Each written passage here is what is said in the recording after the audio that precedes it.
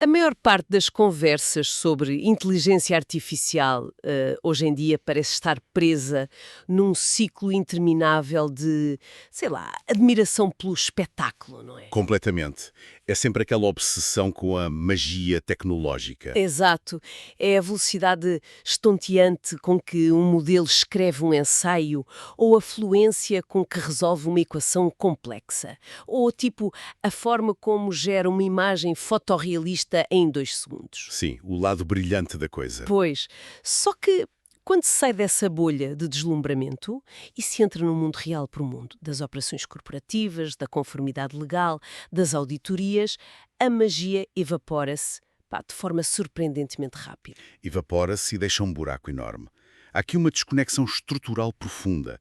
No dia-a-dia de uma grande empresa ou de uma instituição governamental, a velocidade sem responsabilidade não é toda uma vantagem. É um risco. É apenas um risco colossal à espera de acontecer. A capacidade de gerar texto fluido ou código informático perfeito não serve de muito se for impossível auditar o caminho que a informação percorreu até chegar àquela conclusão específica, não é? Claro. Se não há rastro, não há utilidade corporativa. Ponto. E é precisamente por isso que a exploração de hoje, neste dia 15 de abril de 2026, é tão pertinente. O foco desta nossa análise aprofundada recai sobre o que parece ser uma verdadeira mudança de paradigma. E que mudança? O material base é um artigo publicado há apenas 2 dias, a 13 de abril, por Maurizio Risari. O título é longo, provocador e define perfeitamente o problema. Chama-se CIRAG, quando a IA deixa de encenar certezas e começa a expor a realidade. Uau! É um título que estabelece logo uma demarcação clara, não achas? Sem dúvida. A palavra encenar bate mesmo no ponto. É a chave aqui. Porque repara, os modelos de linguagem atuais são desenhados para serem persuasivos, para soarem hiperconfiantes mesmo quando estão a alucinar ou a interpolar dados sem qualquer base factual. O famoso falar com muita certeza de uma coisa que não sabem. Nem mais. O mercado corporativo já não tolera essa ensinação. Precisa de uma exposição crua da realidade. Bom, a nossa missão hoje é compreender como é que a IA, nestes ambientes empresariais de altíssima exigência, pode passar de uma simples geradora de texto rápido para um sistema robusto, um sistema que governa o conhecimento com contexto, responsabilidade e, acima de tudo, uma continuidade de provas inquebrável. É esse o abismo que o ecossistema SIRA Shintosh afirma atravessar. Exato. E para contextualizar, o artigo aponta para 5 questões centrais que a inteligência artificial tradicional, tipo simplesmente, não consegue responder de forma adequada. Quais são? Primeira, de onde veio exatamente este output? Segunda, que fontes específicas o suportam? Terceira, quem o aprovou na cadeia de comando? E a quarta? Quarta, pode ser auditado de forma independente no futuro. E a quinta, que para mim é mais complexa. Quem é o responsável legal quando o sistema toma uma decisão para o exterior? Mas são perguntas implacáveis. E, quer dizer, inegociáveis. Pois são. Num tribunal, ou numa auditoria fiscal, ou até numa investigação de conformidade europeia, o argumento do género a máquina produziu isto, não tem qualquer validade jurídica. A responsabilização exige um rasto. O problema é que as arquiteturas de IA foram otimizadas para o resultado final e não para o processo que leva a esse resultado. Ok, vamos desconstruir isto com uma imagem. Uma boa forma de visualizar a IA atual é pensarmos, sei lá, num estagiário absolutamente brilhante. O talento puro. Exatamente, o talento puro. Aquele estagiário que entra no escritório e ao fim de 2 horas entrega um relatório de mercado impecável. Cruza dados financeiros, tendências de consumo, tem gráficos perfeitos. Lê-se o relatório e a primeira reação é de deslumbramento. Claro. Fica tudo de boca aberta. Ficre. Mas depois, vira-se a página, aponta-se para o terceiro parágrafo e pergunta-se: olha lá, de que base de dados retiraste a premissa legal para afirmar isto? Quem validou estes números? E o estagiário brilhante simplesmente encolhe os ombros. E diz não sei. Diz: não faço ideia, pareceu uma resposta certa tendo em conta o que li algures. E soa muito bem, não acha? Quer dizer, num ambiente corporativo, isto é inadmissível. Pois, o que é fascinante aqui e o que a fonte apresenta de inovador não é a criação de um estagiário mais inteligente. Ou seja, não é só um modelo com mais parâmetros. Certo. O CIREGS Não é uma interface cosmética que é tipo colada por cima de um modelo de linguagem que já existe só para o forçar a parecer mais formal. Não é um truque de engenharia de prompt. Nada disso. O artigo descreve um ambiente de sistema operacional completo. Foi desenhado desde a raiz para ligar os outputs da IA a provas tangíveis, a caminhos de aprovação, a fluxos de certificação. A máquina deixa de tratar o texto como uma ilha isolada. Passa a ser um artefacto com um histórico, não é? Exatamente. Um artefacto com um histórico verificável. Mas deixa-me fazer o papel de advogada do diabo por um segundo. Se o grande problema é a precisão e a confiança, por que razão não basta melhorar o modelo? Como assim? Repara, as grandes tecnológicas têm orçamentos infinitos. Se o modelo for treinado de forma exaustiva com todos os dados internos de uma empresa, se a rede neuronal for afinada ao milímetro para ter uma margem de erro estatisticamente nula, isso não deveria bastar. Por que razão a precisão não é suficiente no mundo corporativo? Porque a precisão absoluta de um modelo de caixa negra continua a ser, no fundo, um ato de fé para quem está de fora. Um ato de fé. Sim, o autor argumenta de forma muito incisiva que as grandes iniciativas de IA nas empresas falham não devido a modelos fracos. Pelo contrário, os modelos atuais são espantosamente capazes, como tu disseste. Pois, a tecnologia base é boa. É ótima. Onde as iniciativas falham é nas arquiteturas fracas em que esses modelos são inseridos. Arquiteturas fracas em que sentido, concretamente? No sentido de preservação de estado e proveniência. Imagina, se um sistema gera um relatório 100% preciso, mas não consegue provar de onde extraiu cada premissa, se não consegue dizer qual foi a versão do documento original no momento da extração, ou quem o autorizou a usar esse documento, O resultado cai por terra. o resultado torna-se estruturalmente frágil. Em contextos legais ou institucionais, ter um resultado correto sem conseguir provar a sua origem é a diferença fundamental entre ter a verdade e ter apenas a verdade provável. Uau! Essa distinção é demolidora. A diferença entre a verdade e a verdade provável. É que muda tudo. Muda. Num cenário de disputa contratual com um cliente, uma verdade que não se consegue demonstrar através de um rastro mecânico sólido vale o mesmo que uma mentira bem contada. Nenhuma equipa jurídica vai querer defender uma decisão com base num palpite correto de um algoritmo. Precisamente. A precisão isolada não prova a diligência de uma empresa perante a lei. Apenas mostra que o modelo teve uma excelente performance estatística naquela execução específica. Pronto. E é aqui que entra o grande salto tecnológico proposto no texto. A tal passagem da arquitetura frágil para a arquitetura onde tudo é certificável. Nem mais. É a transição de uma dependência cega no modelo probabilístico para um ecossistema de certificação determinística. E isso leva-nos à mecânica da confiança. Aqui é que fica mesmo interessante, porque o artigo não se fica por filosofias abstratas sobre a verdade, mergulha fundo nos protocolos técnicos. E com tecnologias muito específicas. Sim, menciona a integração nativa de tecnologias como o OTS, que significa Open Timestamps, e o IPFS, o Interplanetary File System. E atenção, não os apresenta como palavras-chave da moda para atrair investimento. Apresenta-os como os pilares estruturais desta tal arquitetura forte. Mas como é que isto funciona na prática? Por exemplo, o que é que o IPFS faz concretamente neste processo? Para entender o IPFS, é preciso olhar para a forma como a internet tradicional funciona. Normalmente, um documento corporativo vive num servidor centralizado, certo? Certo? O problema de um servidor centralizado é que o administrador da base de dados, ou um hacker, pode alterar o documento silenciosamente.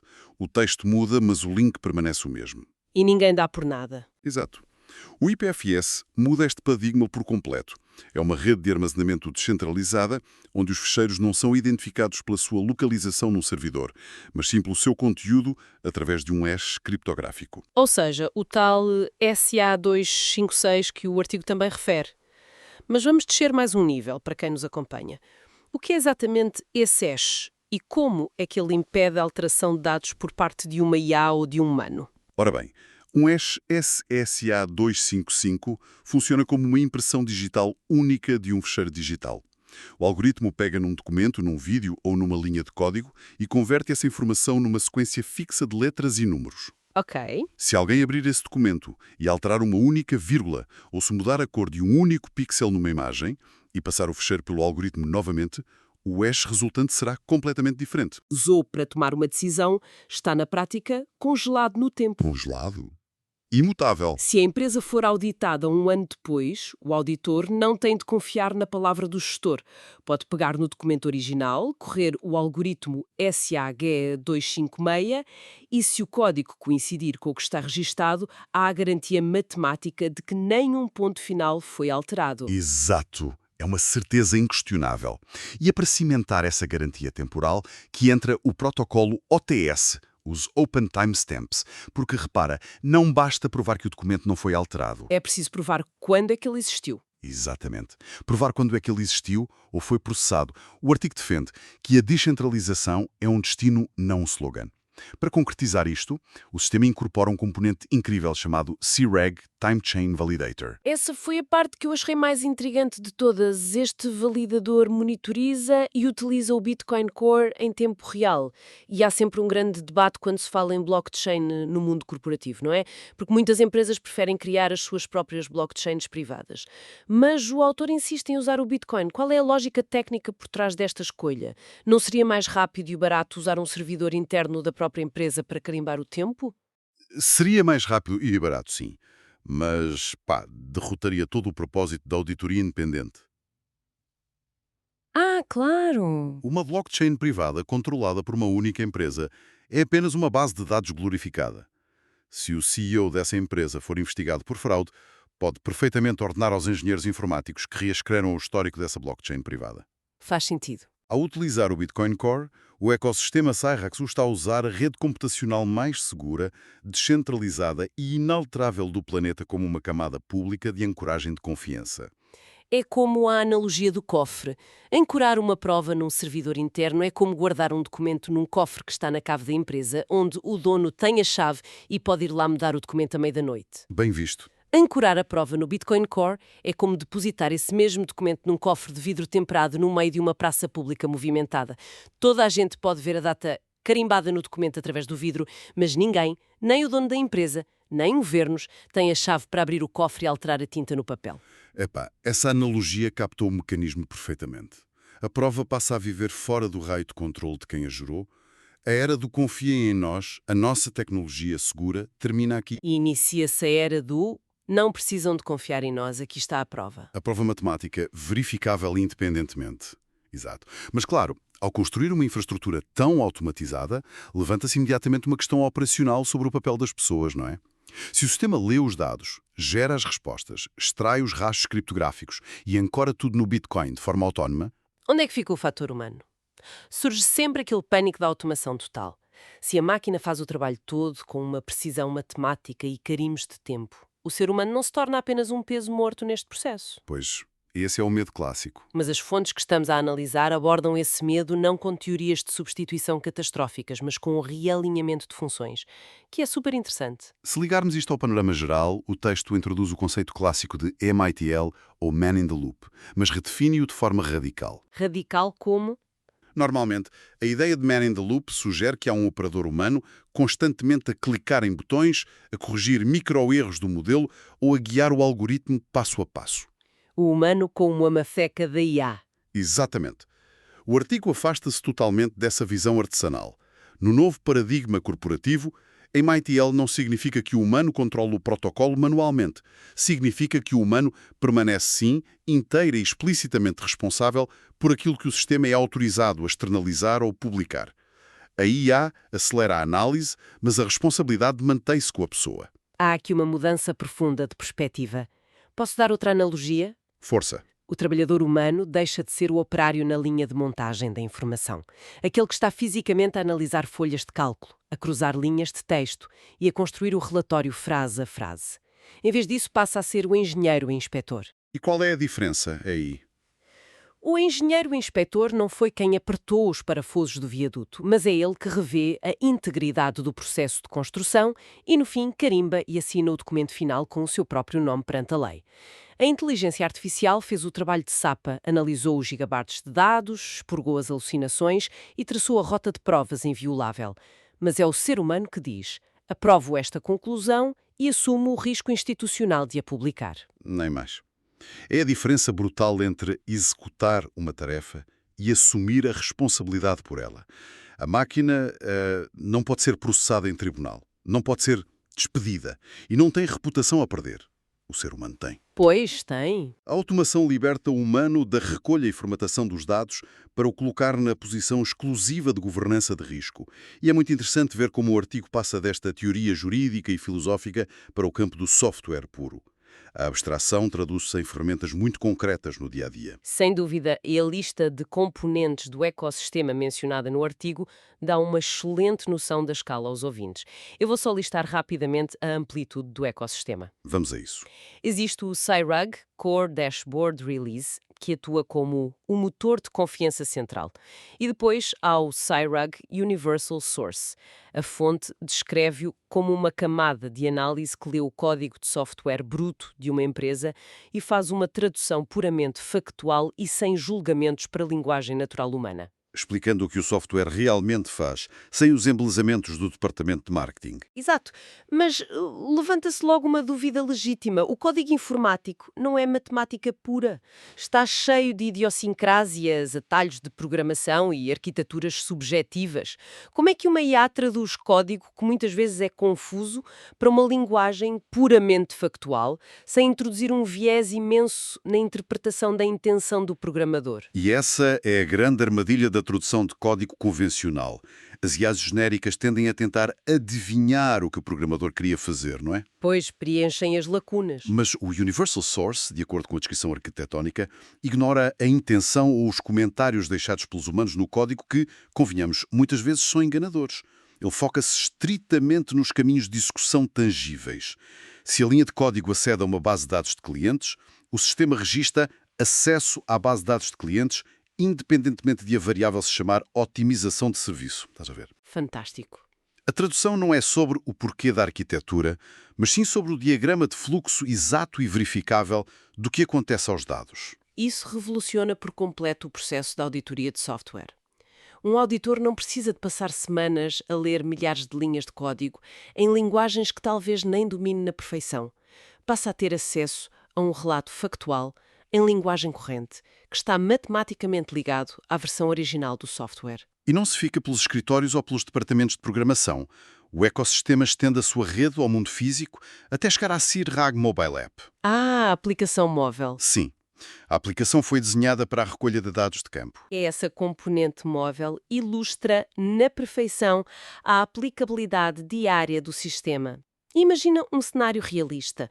Quando um inspetor de seguros tira uma fotografia de um automóvel acidentado através desta aplicação móvel, o sistema gera imediatamente a tal prova SHA-256 no exato momento da captura do ficheiro.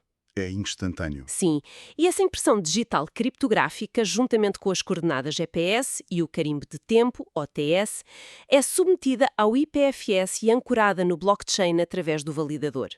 Quando o relatório do sinistro chega à seguradora 5 segundos depois, não é apenas uma fotografia anexa a um PDF. É uma prova inquestionável e legalmente blindada de que aquele veículo se encontrava naquele estado, àquela hora precisa, e que o ficheiro nunca foi alterado no Photoshop. Elimina-se a janela temporal onde a fraude ou o erro humano costumam ocorrer. O que, aliás, nos leva a um dos detalhes mais fascinantes e até irónicos de toda a fonte que estamos a analisar. Sim. O próprio artigo do Maurizio Rizzari e o vídeo de demonstração que o acompanha contém uma camada de metalinguagem que prova o conceito do sistema. Isto levantou uma questão importante sobre a transparência em si. É a derradeira demonstração de confiança no próprio produto. Eu acho isto gênio.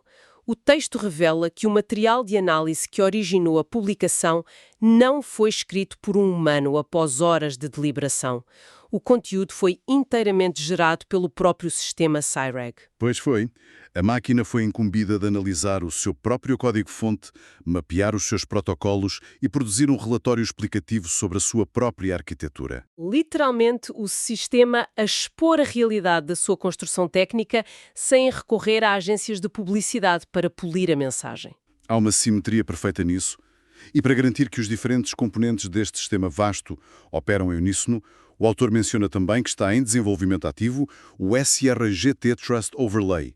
É descrito como uma camada distribuída que vai assentar por cima de todas estas aplicações móveis, base de dados e auditores de código, consolidando as provas independentes e unificando-as. E há ainda um pormenor subtil no texto original que merece destaque e adiciona aqui um toque de humor. Numa nota final, o autor menciona que o vídeo de demonstração inclui um avatar digital gerado por IA para apresentar o projeto, contudo, avisa que a sincronização da voz com os movimentos labiais do avatar é, neste momento, apenas um teste de validação técnica. Não está esteticamente perfeito, digamos assim. Não, nada. E ele faz um apelo explícito, pede a quem vê o vídeo para ignorar o aspecto, para não se distrair com as falhas do avatar e focar-se exclusivamente na mecânica da infraestrutura, focar-se no conteúdo. Esse aviso encapsula o problema do mercado atual que identificaste logo no início da nossa conversa. Há uma tendência generalizada para julgar a qualidade de uma inteligência artificial pelo grau de fotorrealismo de um avatar, ou pela fluência de um texto, ignorando por completo a robustez da engenharia por trás. O autor está a pedir ao mercado que eleve o seu nível de exigência. Que pare de olhar para os truques de magia visuais. Exatamente. E que comece a exigir sistemas criptográficos onde a confiança não é um ato de boa-fé, mas um protocolo matemático inquebrável. Linguagem, até à ancoragem descentralizada no Bitcoin, passando pela redefinição do papel da supervisão humana, torna-se claro que se está perante uma redefinição do conceito de conhecimento digital. Sem dúvida. O Sigrags indica que o futuro não pertence às IAs que falam de forma mais eloquente, mas sim às infraestruturas que conseguem provar a gênese de cada decisão tomada. Deixa de ser meramente persuasiva e passa a ser verificável, responsável e estruturalmente confiável. É a fundação de um ambiente operativo soberano. E o conceito da soberania fecha o ciclo de forma brilhante. Quando uma instituição, seja um banco, um tribunal ou uma corporação, tem a capacidade de governar, auditar e certificar o seu próprio fluxo de informação de ponta a ponta, sem depender de plataformas fechadas e intransparentes, atinge a verdadeira soberania sobre os seus dados. Fica imune à degradação da informação. E às consequências legais de um algoritmo descontrolado, sim. É uma transição exigente, mas absolutamente necessária para um mundo inundado de dados sintetizados. E para concluir esta análise aprofundada, eu gostava de deixar quem nos ouve com uma reflexão provocadora que vai além do texto. Um pensamento final. Conta lá. À medida que avançamos para um cenário corporativo e legal, onde as máquinas registam cada pequeno passo, com carimbos de tempo, validação em blockchain e um histórico de auditoria perfeito, será que chegará o dia em que um pensamento ou uma decisão puramente humana, não certificada, será considerada liminarmente menos fiável e com menor peso probatório num tribunal do que o output gerado por uma máquina? Epá, isso é o paradoxo final desta evolução. Não é? O sistema legal que hoje exige explicações à máquina poderá amanhã passar a exigir certificações criptográficas ao pensamento humano. É uma inversão de papéis total que levanta questões profundas sobre o valor da intuição face à auditabilidade matemática. Mas bem, o material de Rizzari provou não ser apenas o anúncio de um software, mas sim o mapa de uma transformação estrutural. Um excelente ponto de reflexão para encerrar a exploração de hoje. Foi uma viagem a Piras. Foi, sim, senhora. Obrigada a todos os que nos acompanharam nesta análise detalhada. Continuem a explorar as fundações invisíveis da tecnologia, a desafiar as certezas absolutas e a procurar as provas por trás dos algoritmos que estão silenciosamente a reescrever as regras do mundo corporativo. Até à próxima exploração.